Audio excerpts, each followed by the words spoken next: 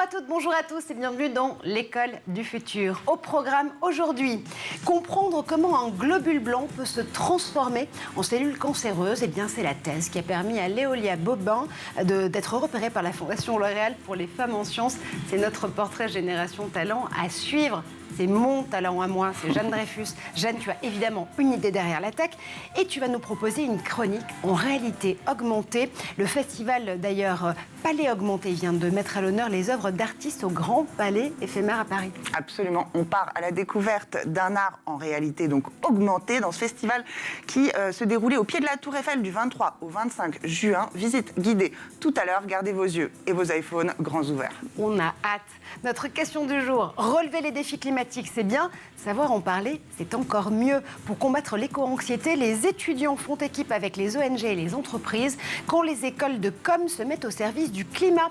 Retour sur l'opération Com for Climate avec nos invités. Mélanie Viala, vous êtes la directrice générale des écoles ESP et ESD pour École supérieure de publicité et École supérieure de digital. Océane Noré, vous êtes une des étudiantes justement de ces écoles en master brand stratégie. Vous avez participé à Com for Climate pour défendre les couleurs de France Nature Environnement et vous allez voir comme cette émission est bien faite puisque Alexis Vanier est également avec nous en duplex. Alexis, vous êtes le directeur de la communication, du plaidoyer et du développement de France Nature Environnement.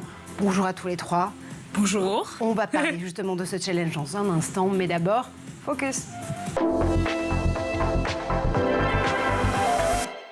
Et vous le savez, le prix L'Oréal Jeune Talent met à l'honneur 35 chercheuses et femmes en sciences. Léolia Bobin a fait partie de la toute dernière sélection. Une doctorante toulousaine saluée pour ses recherches sur le lymphome anaplastique à grandes cellules. C'est un cancer rare qui touche les enfants. Son portrait, c'est tout de suite avec Xavier Terrade. 35, c'est le nombre de chercheuses qui ont reçu le prix L'Oréal Jeune Talent 2022. Parmi elles, Léolia Bobin, pour son projet ARN circulaire de fusion spécifique de translocation, NPM-ALK, comme biomarqueur prédictif de la résistance au traitement des lymphomes T. En clair, elle cherche à mieux comprendre le cancer rare du lymphome anaplasique à grandes cellules.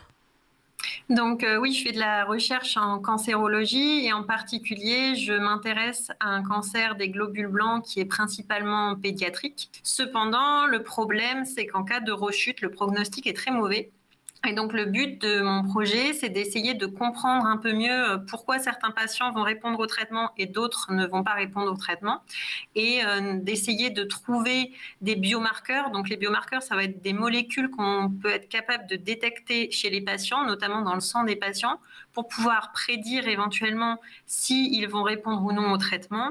Avant ce projet ambitieux sur le rôle des ARN circulaires dans les résistances au traitement, la chercheuse du Centre de recherche en cancérologie de Toulouse, Léolia Bobin, s'était déjà intéressée à l'apparition de ce cancer et avait développé un modèle cellulaire qui recréait ce lymphome à partir de globules blancs normaux.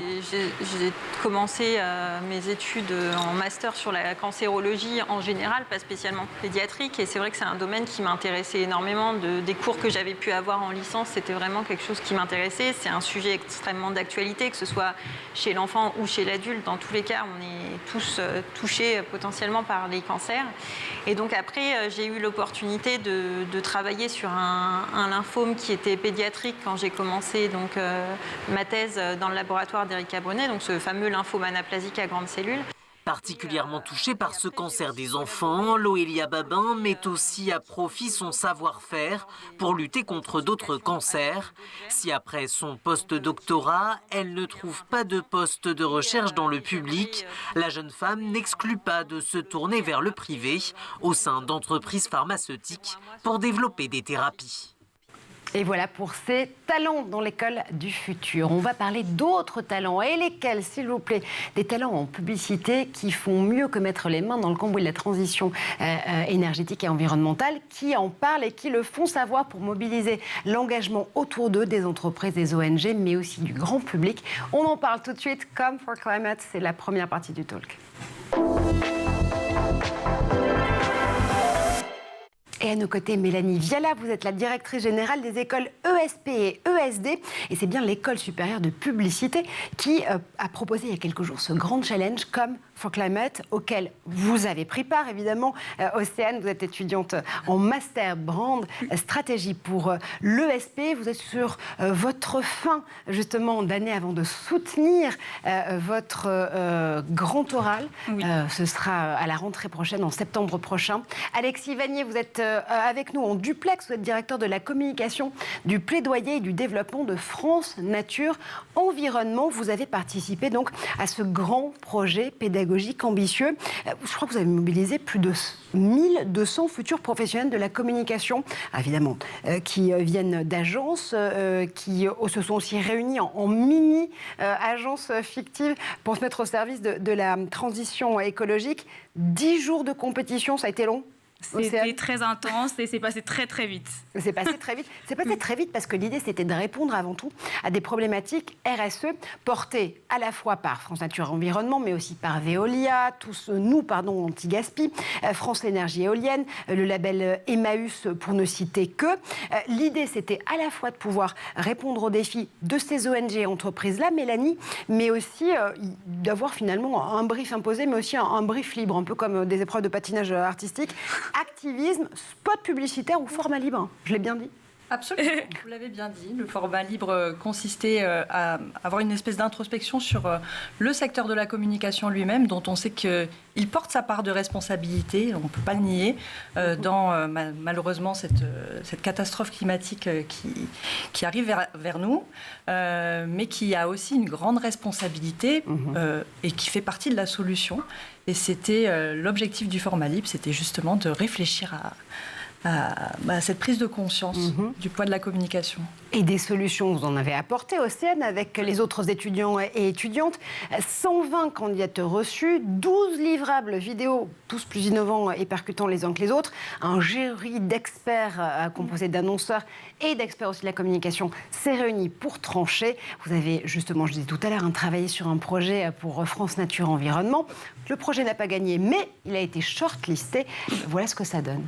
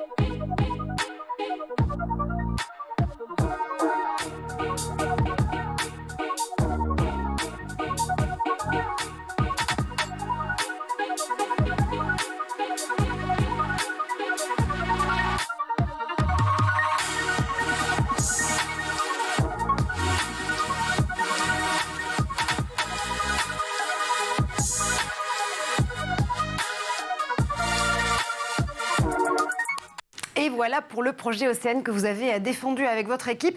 Dites donc, Alexis, un projet que vous avez juste shortlisté, vraiment? Il est génial. On a reçu vraiment beaucoup de très bonnes propositions. Le choix a été très difficile, le choix est injuste. D'ailleurs, même pour les shortlistés, on aurait pu en shortlister, je ne sais pas, 5-6 sur les 10 qu'on a reçus. Non, c'est un très bon projet et le choix a été très difficile. On a choisi uniquement parce qu'on était obligé de choisir. C'est un choix qui est intéressant, mais c'est aussi un projet qui l'est avec votre équipe Océane, encore une fois, parce que l'idée, c'est de se dire que cette communication, elle peut aussi aller mobiliser les élus, les pouvoirs publics, et se dire que, encore une fois, les gestes pour pouvoir participer aux solutions pour cette transition climatique, elles sont à portée de tous, mais aussi, elles doivent venir d'une impulsion politique. C'est ça, en fait, on a vu grâce au masterclass qu'il y avait le train de l'inaction. On a appris ça. Donc, oui, il faut mobiliser les individus, les entreprises et les pouvoirs publics. Et en fait, on se rend compte que nous, on a individus, mais aussi les pouvoirs publics ont leur rôle. Et c'était super intéressant de travailler avec cette cible-là. C'était très challengeant parce qu'on n'a pas l'habitude de les cibler. On ne savait pas trop comment par quel canot communiquer. Donc du coup, c'est pour ça qu'on allait interviewer Christine Lacoste, donc à la permanence parlementaire du 15e arrondissement, parce que du coup, c'était la collaboratrice de David Amiel, donc député majoritaire, donc clairement notre cible. Et suite à cette interview, on a pu découler une stratégie sur mesure, savoir où ils étaient, comment les cibler. Donc on a appris qu'ils étaient sur les marchés, donc on a dit on fait une action dessus, et qu'ils étaient très pris pour des tables rondes, des conférences, ils avaient un emploi du temps surchargé. Donc ça a découlé une belle stratégie qu'on a pu faire. C'est-à-dire qu'en 10 jours donc, de réunion de mini-agences, il a fallu aussi mettre au point finalement des stratégies innovantes qu'on n'avait pas forcément balayées tout au long de l'année à l'ESP. C'est ça aussi l'idée, c'est de leur donner toutes les clés pour qu'ils puissent ensuite réussir à faire leur propre parcours le jour du challenge. Absolument, donc c'est la raison pour laquelle, au-delà de ces beaux projets qui étaient portés par des annonceurs, qui leur ont aussi appris beaucoup de choses, France Nature Environnement parmi eux, on avait toute une programmation de masterclass, tu l'as dit, Océane, avec François Gémen, qui est co-auteur du rapport du GIEC, et j'en passe, mais voilà, à la fois des thématiques pour monter en expertise sur la transition climatique, parce que ce sont des sujets scientifiques, mais également des masterclass portés sur la pratique de nos métiers en tant que communicants, donc l'influence responsable, la régulation, donc on a fait venir l'ARPP, l'autorité de la régulation de la publicité, qui nous a donné un petit peu les règles et la recommandation développement durable dans lequel devaient s'inscrire les propositions de nos étudiants. Voilà, des masterclass sur le greenwashing, on y reviendra peut-être. Donc des savoirs, si je comprends bien, à la fois scientifiques et à la fois vraiment techniques de la part de vos pairs pour pouvoir savoir comment opérer pendant ces 10 jours de challenge, et puis du savoir-faire qu'il a fallu mettre en action tout de suite. C'est ça. En fait, on avait des masterclass le matin, l'après-midi, on était lancés dans des coachings, réunions entre agences, et clairement, ça nous a vraiment inspiré tout ce qu'on a vu lors des masterclass le matin même. Ça nous a vraiment inspiré, et je pense que vraiment, on a vraiment beaucoup appris. Les masterclass étaient très impactantes, et les experts, ils ont vraiment su nous parler, nous captiver avec des schémas dans leur discours aussi, garder un message positif aussi, se dire que nous on est communicants, on a un message à faire passer, et donc faut pas avoir un ton accusateur et se dire c'est bon, c'est trop tard. Non, on passe à l'action, on agit tous ensemble. Les trains de l'inaction, entreprise, individu, pouvoir public. On a un rôle à jouer, et franchement, c'était vraiment top. Ces masterclass, franchement... et c'est très complémentaire. C'est ça qui était... Ils répétaient pas tous la même chose. Et chacun avait sa spécialité et apportait quelque chose. Donc, c'était génial. Océane, vous le disiez, vous avez notamment donc, appris sur cette tendance, ce trend, ce processus et ce triptyque de l'inaction. Alexis, justement, les étudiants et étudiantes ont appris de vos savoirs, de vos masterclass. Qu'est-ce qu'ils vous ont appris en retour ? Ce qui est très intéressant dans ce projet, c'est qu'ils ont réussi à dynamiser et à énergiser un concept qui était difficile pour nous, qui est celui de la sobriété, qui est un concept qui peut faire un peu peur, qui n'est pas très désirable, avec lequel il est difficile de créer vraiment un engouement. Et c'est vraiment ce que nous avons beaucoup aimé dans cette compétition, c'est que ces futurs professionnels de la communication, de la publicité, ont transformé ce concept en quelque chose de désirable, vers lequel on souhaite aller et vers lequel on souhaite vraiment se diriger. Et pour nous, c'est d'une grande aide, parce que c'est quelque chose qui nous est très difficile de faire en tant qu'ONG, parce que nous, on est vraiment tous les jours dans ces sujets-là. Et donc, avoir cette aide-là, c'est vraiment une aide très, très précieuse. Et ça a été fait en un temps record. On a été bluffé par la qualité des réalisations qui ont été faites en à peine 2 semaines.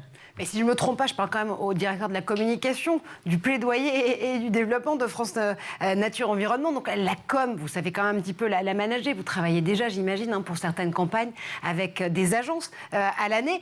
Qu'est-ce que ces futurs talents-là, avec un regard justement de leur âge, vous apportez de différents ?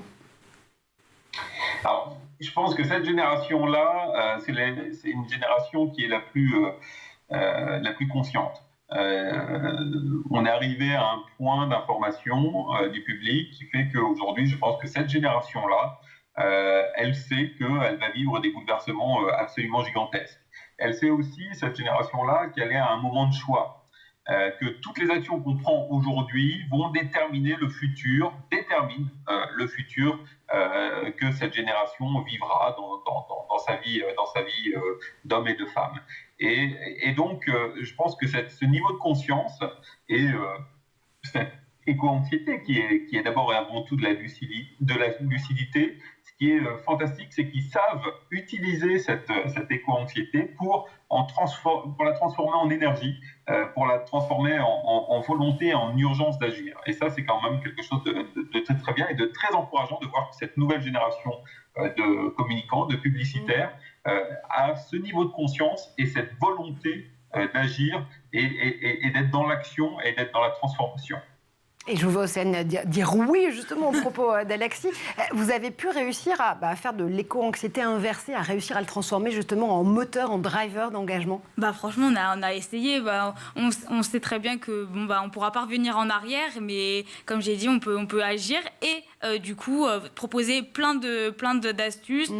Petit à petit, c'est dur de bouleverser les habitudes des personnes, mais petit à petit, avec un message encourageant et positif sur qu'est-ce que le monde pourra devenir plus tard, qui peut être très beau si on agit maintenant, mais ça on le sait, et voilà quoi, on peut agir. Tout simplement. Mélanie, c'est vrai qu'au départ, Come for Climate, c'est venu d'une réflexion de l'ESP et de l'ESD pour se dire, face à l'éco-anxiété de nos étudiants, on n'a pas le choix. Il faut vraiment agir, il faut vraiment, là aussi, trouver une solution pour pouvoir inverser la tendance. Ça, à la limite, c'est l'effet collatéral positif, et tant mieux s'il arrive. Mais en tout cas, prendre la question à bras-le-corps, parce qu'en tant qu'équipe enseignante, on n'a pas le droit de les laisser tomber sur cette question-là. Absolument. D'abord, c'est une réflexion d'école. En fait, je pense que toute école doit prendre à bras-le-corps ces sujets-là. On forme des étudiants, mais avant tout, on forme des citoyens.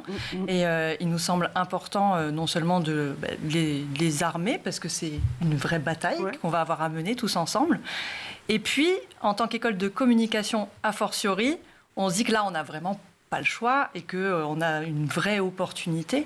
Demain, en fait, en tant que communicante, Océane, elle va forcément avoir ces sujets-là à gérer. Aujourd'hui, la plupart des entreprises se posent la question de leur communication RSE.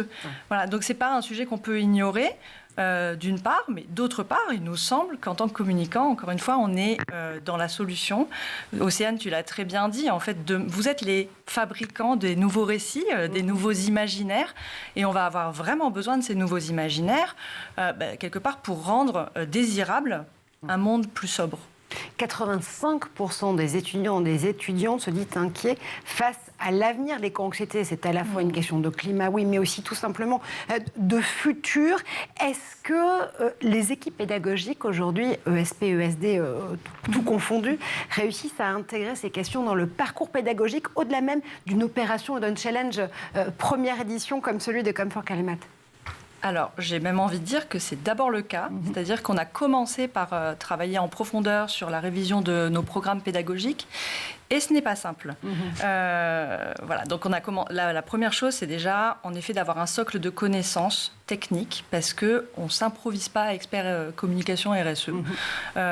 Et ensuite, quelque part élaborer une révolution dans chacun de nos programmes pour que la RSE ne soit pas un truc en plus, mais quelque chose au centre, au cœur. Donc quand on fait de l'événement, comment on fait un événement neutre en carbone? Quand on fait des affaires publiques, voilà, et quand on fait du digital aussi, tu travailles dans une ESN, tu pourras en parler, eh bien le sujet de la Green IT, par exemple, ça doit être au cœur de tout. Ça, c'est ce qu'on fait depuis 2 ans maintenant, mais on s'est aperçu qu'on avait besoin de fédérer une communauté d'intervenants, des professionnels de la communication RSE, plus large, pour nous aider à travailler sur nos programmes. Parce que, encore une fois, ce ne sont pas des sujets simples. Pour ce faire, c'est une des raisons de Come for Climate aussi, c'était marquer un grand coup auprès de nos étudiants, c'est vrai, mais surtout aussi marquer un grand coup auprès de l'écosystème de la communication pour leur dire, on est une école, on a besoin de vos talents. Venez partager votre savoir de communication responsable auprès de nos étudiants. Green is good. Ouh, On fait un tour du côté de la planète web. On prend quelques minutes, j'allais dire de relaxation presque. On verra en fonction des images d'Edouard Degnaud, quelques minutes en tout cas de pause, et on revient pour une deuxième partie de conversation sur Com for Climate, les écoles de com au service du climat dans un instant. Et c'est le zap relaxant ou pas d'Edouard Degnaud.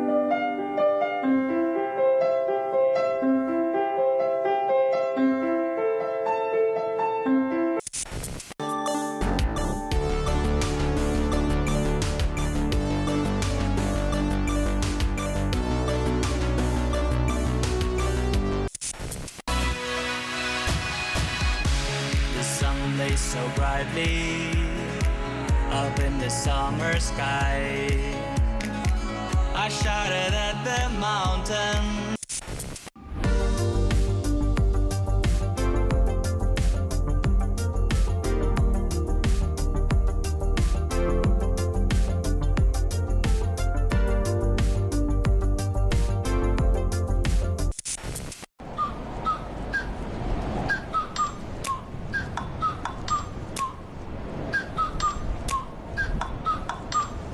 Like, ride with me if you ride with me, you can slide with me if you feel like 550 on the 5 sticky, come get high with me, that's a deal, right?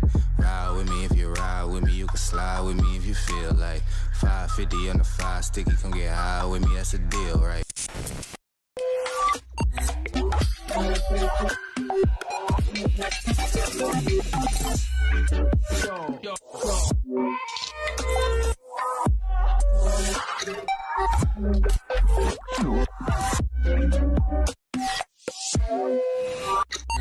Bon, relaxant ou pas, je ne sais toujours pas, mais en tout cas, on est de retour sur le plateau de l'École du Futur, toujours en compagnie de Mélanie Viala, directeur général des écoles ESP et ESD.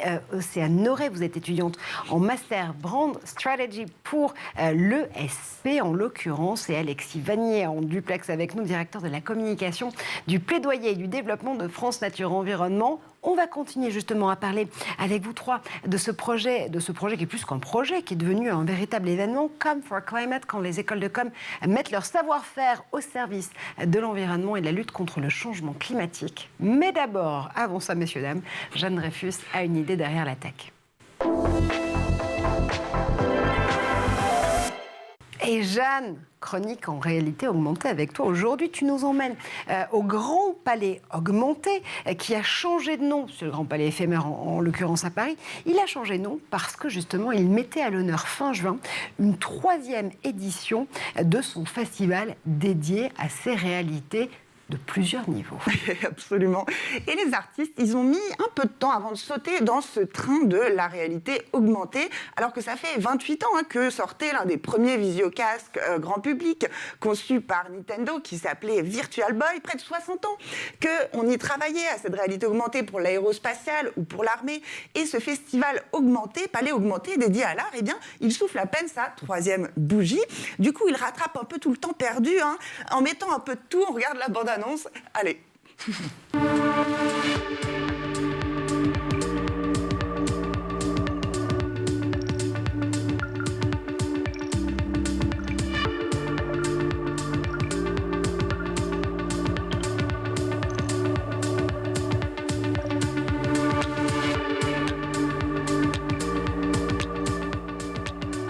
Alors, immersif, génératif, virtuel, augmenté, arrêt science, innovation, on a l'impression qu'on pourrait y ajouter bras télescopiques, grille pas connectée, que ça passerait inaperçu. Il y a de tout dans ce festival.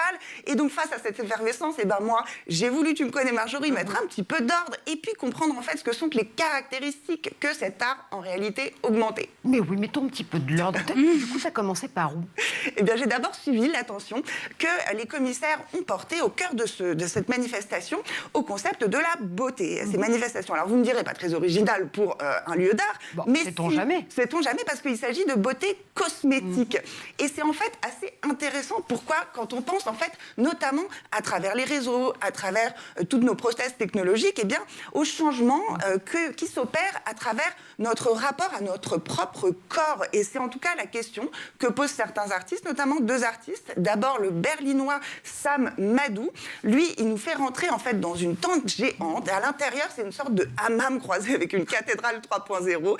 Et ce corps qui pose la question, comment porterons-nous notre peau une fois celle-ci augmentée par des circuits technologiques? La deuxième artiste, elle s'appelle Inès Alpha. Elle nous fait rentrer dans l'ère du maquillage virtuel.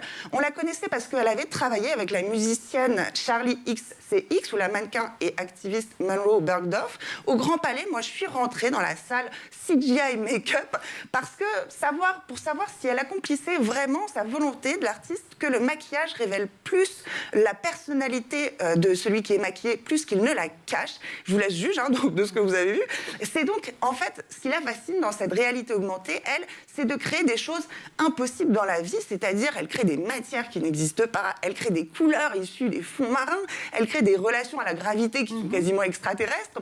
Et donc, en fait, avec cette réalité augmentée, ce qui l'intéresse, eh bien, c'est de dépasser de loin le réel et le champ des possibles. Et alors, verdict, tu t'es sentie plutôt cachée ou plutôt révélée par ce je me suis dit que j'avais dû, dans le lointain passé, être dans une autre vie une carpe luminescente des bas-fonds océaniques.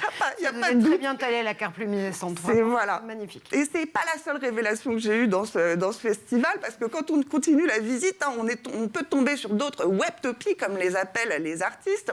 Alors, en déambulant dans les espaces, on n'est pas à l'abri de croiser des figures mythologiques signées Lu Yang, alors qui sont à peu près étranges et qui sont inspirées de figures semi-divines bouddhiques liées aux éléments de l'eau et au feu, ou de voir passer autour de nous un équilibriste en métal chromé, des espèces de centaures multicolores, le tout signé par l'artiste d'origine chinoise Liu Bolin. Et vous le connaissez peut-être, Liu Bolin, parce qu'il a fait une série de travaux plus anciens qui lui avaient valu le surnom de Hiding Man, l'homme invisible.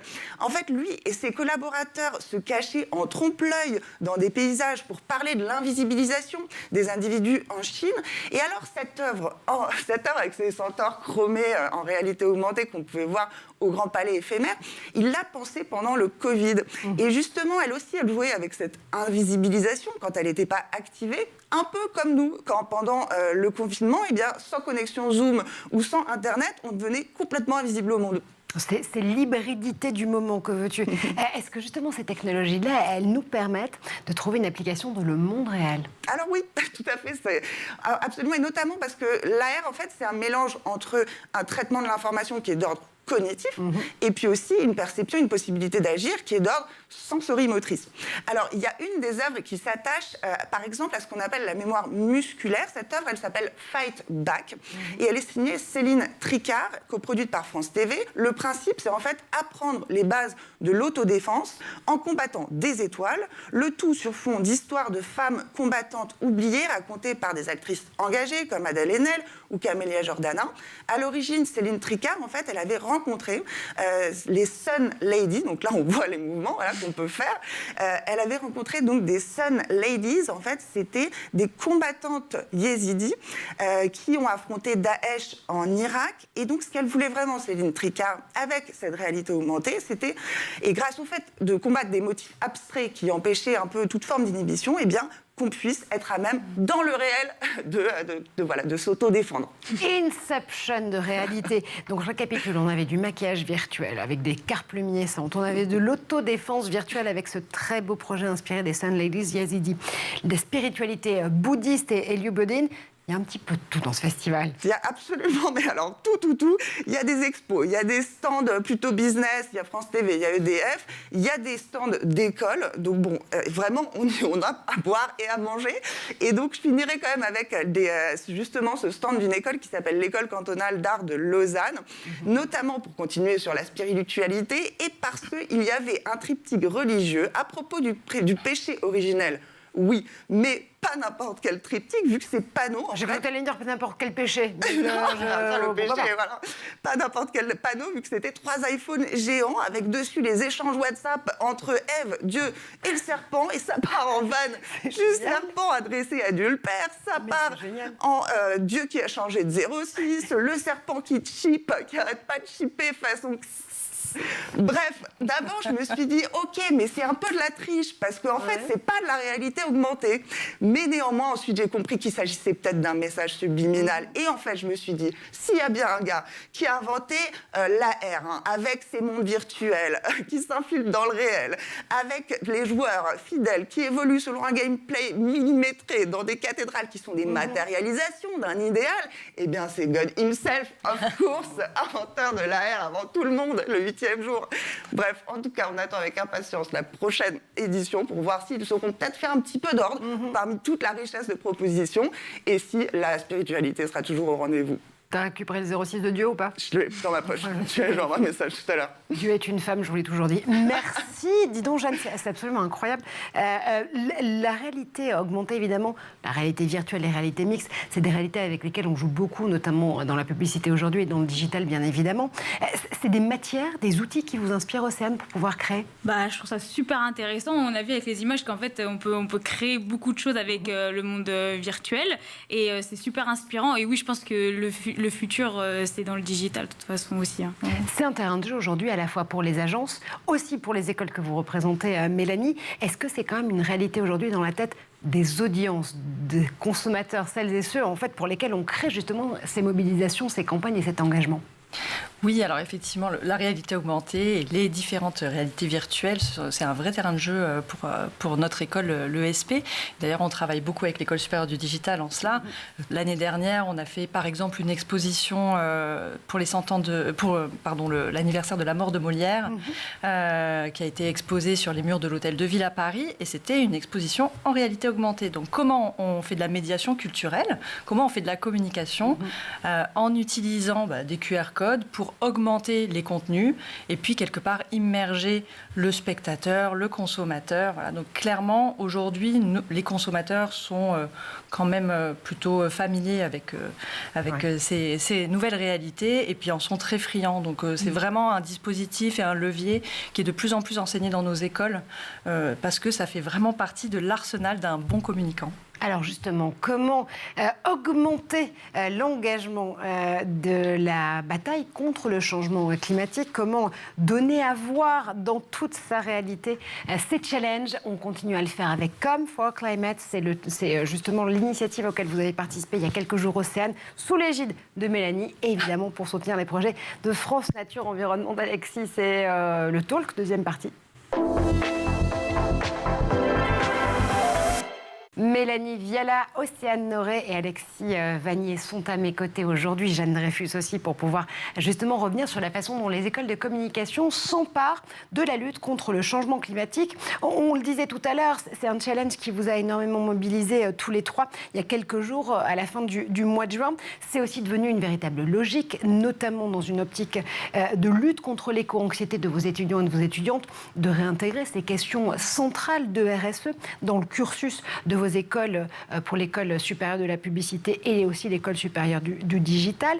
Océane, vous êtes actuellement en alternance dans une ESN, une entreprise de services numériques. Vous occupez du Green IT. Encore une fois, comment est-ce que le numérique peut devenir plus éco-responsable? Et je crois que c'est vous qui, justement, êtes en train de manager la communication de cette partie-là. Tout à fait. Je travaille dans une entreprise qui s'appelle Proxial, donc une ESN, comme vous l'avez dit, et je m'occupe de la communication interne. Et par exemple, pendant la semaine du Green IT, chaque jour, du lundi au vendredi, on a envoyé un Tips, de manière un flash, avec des astuces à faire au quotidien, faciles, accessibles aussi. Par exemple, débrancher son écran, débrancher sa souris, éteindre tous ses équipements. C'est simple, mais on n'y pense peut-être pas tout le temps. Et ça permet aussi de réduire vraiment l'empreinte carbone. On a aussi mis des chiffres impactants. Par exemple, quand on est en visio sur Teams, le poids de juste quand on parle le poids supérieur avec la visio et quand on partage son écran, pardon. Et donc, du coup, on voit que vraiment, ça consomme beaucoup plus. Et du coup, peut-être qu'on réfléchit à 2 fois avant de mettre son écran ou alors de partager son écran ou alors de mettre sa caméra, pardon. Et donc, du coup, grâce à ça, on espère avoir modifié les comportements de certains de nos collaborateurs, parce que du coup, c'est de la communication interne. Et du coup, de partager les infos. Par exemple, moi, j'ai partagé à mon entourage, par exemple. Et donc, du coup, j'espère que ça va se répandre et sensibiliser le maximum de monde, parce qu'au final, petite action plus petite action, ça bouge quoi. Alexis, ça commence par là justement, l'éco-responsabilité. C'est déjà dans sa pratique quotidienne, personnelle ou professionnelle, adopter ces éco-gestes qui vont peut-être pouvoir faire la différence. Ils seront absolument nécessaires et pas forcément suffisants.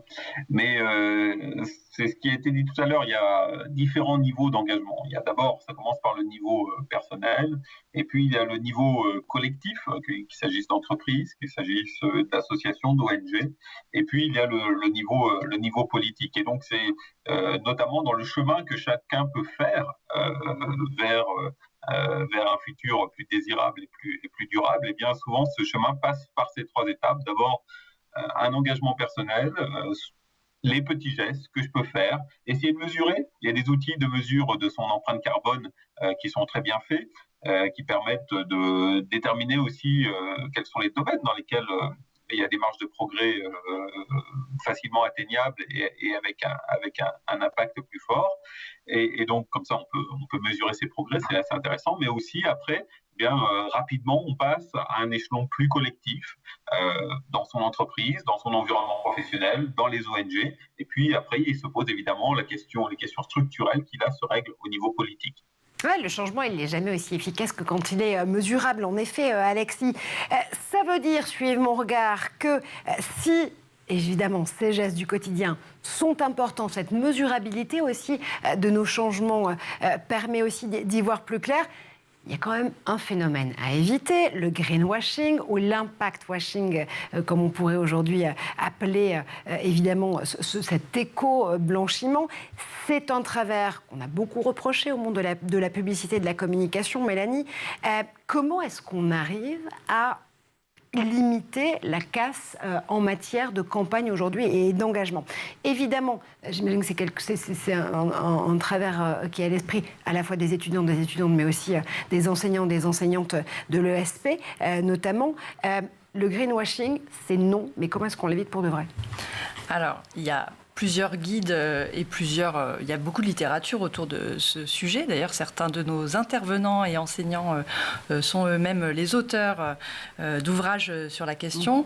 Je recommanderais le guide de l'ADEME à cet égard, qui est aujourd'hui la bible de tous nos étudiants sur le sujet. Donc, on essaye d'avoir déjà des messages qui ne vont pas à l'encontre, en fait, finalement, de la préservation de la nature et de l'environnement. Hein. On ne dit pas cette crème solaire protège les océans. Voilà.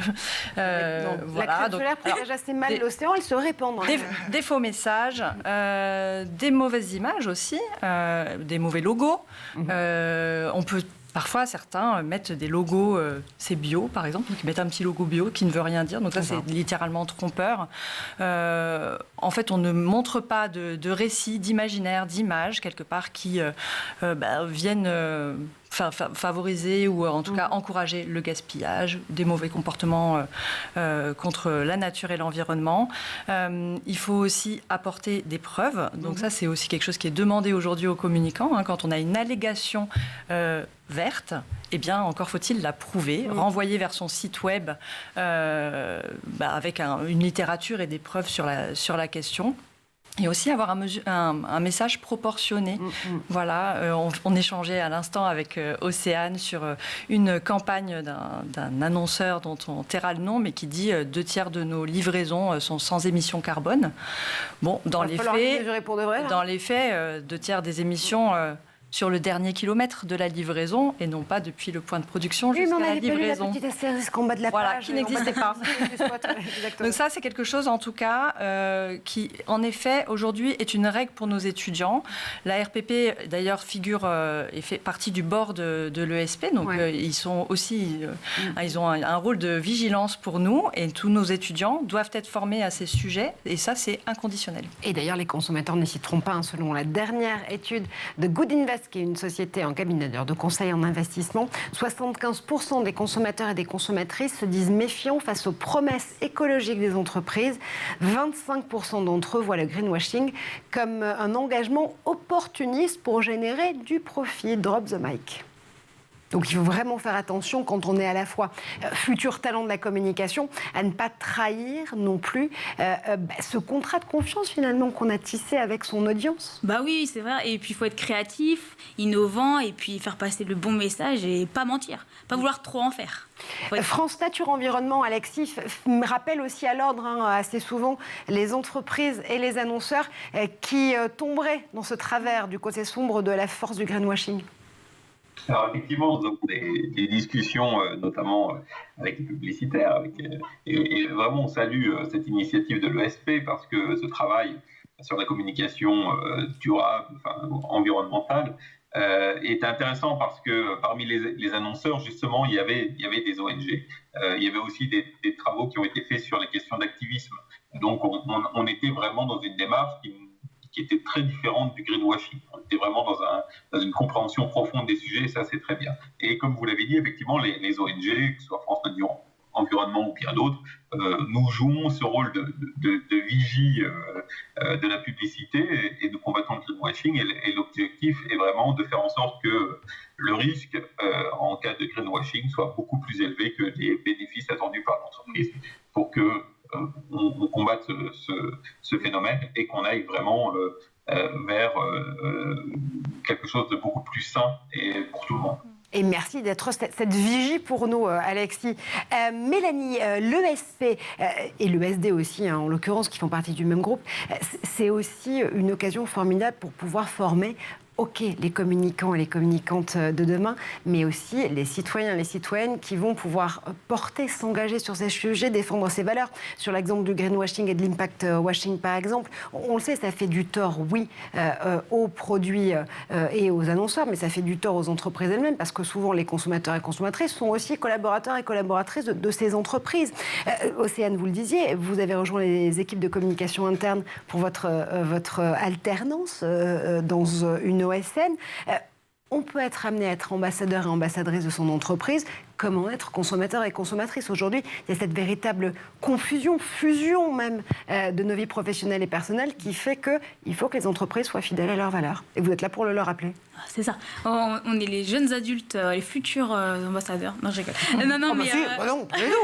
Non, mais on est là pour faire bouger les choses et je pense que nous, on a notre petite graine de nouveauté à mettre dans chaque entreprise. Et je pense que vu qu'on est sensibilisé, en plus grâce à notre école, ça commence par là et après... concrétiser ce qu'on a appris à l'école tout au long de notre parcours professionnel, je trouve ça c'est beau. En général, on passe plus de temps dans une entreprise que chez nous. Donc autant partager les mêmes visions, les mêmes valeurs et avancer ensemble. Tout, c'est l'avenir. Absolument. Mélanie, on termine avec vous. Évidemment, vous en êtes convaincue. Je prêche une convaincue. La publicité a son rôle à jouer dans la transition vers une société durable. Si je résume, à 50 ans, si tu n'as pas un véhicule électrique, c'est que tu as raté ta vie. Oui, on peut dire ça. En tout cas, moi, je suis convaincue, en tout cas, quand j'entends Océane, mais aussi en échangeant avec tous les étudiants et aussi les équipes pédagogiques après Come for Climate, on est sortis absolument bouleversés en profondeur par ces 2 semaines, voilà, parce qu'on a beaucoup appris aussi sur nous et on se le dit depuis que l'événement a eu lieu. On ne regarde plus le monde de la même façon. Quand on marche dans la rue, quand on voit certains comportements, on est un peu plus sensible. Et c'est la raison pour laquelle Come for Climate verra une 2e édition. Waouh, annonce officielle. Absolument. Jusqu'à la 4e. En tout cas, jusqu'à ce que le monde ait vraiment bougé. Et on en est encore loin. Oui, je pense qu'on a encore du pain sur la planche de ce point de vue-là. Merci en tout cas d'essayer d'apporter une solution concrète et de faire bouger les mentalités par la communication. Merci Mélanie Viella, merci Océane Noret, merci Alexis Vanier et merci comme toujours à Jeanne Dreyfus. C'était un plaisir de passer cette saison avec vous aux commandes de l'École du Futur sur School TV. On se retrouve dès le mois de septembre pour une rentrée survitaminée et co-créer l'École du Futur ensemble.